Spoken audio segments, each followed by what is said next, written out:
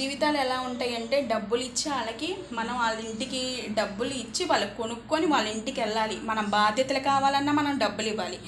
ఏది మాట్లాడాలన్నా కానీ డబ్బు దగ్గరికే వస్తుంది. కొంతమంది ఎట్లా ఉంటుందంటే అత్తింట్లలో ఏ గొడవ వచ్చినా కానీ నువ్వేం కట్నం తెచ్చావు, నువ్వెంత తెచ్చావు, నువ్వేం మాట్లాడుతున్నావు, నీకు హక్కు ఏముంది మాట్లాడటానికి అనేసి అంటారు. ఇంటిళ్ళ పాది కట్నం దగ్గరికి వస్తారు.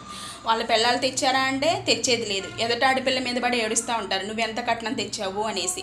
ఈ మొగుడు పిల్లల మధ్య గొడవలో కూడా పక్కన వాళ్ళే వచ్చేస్తారు. అలా ఉంటుంది కొన్ని జీవితాలు అనేది. నువ్వు కట్నం తెస్తేనే మాట్లాడాలి, నువ్వు కట్నం తెస్తేనే తినాలి, నువ్వు కట్నం తెస్తేనే ఉండాలి. అది మొగుడు సంపాదించిన దాని మీద ఆ పెళ్ళం మీద ఆ పెళ్ళానికి హక్కు అనేది ఉండదు. హక్కు అనేది ఎప్పుడు వస్తుందంటే నువ్వు లక్షల కట్నం తెచ్చావా, తెచ్చి ఇస్తేనే నీకు హక్కు వస్తుంది అన్నట్టు ఉంటాయి కొన్ని జీవితాల్లో.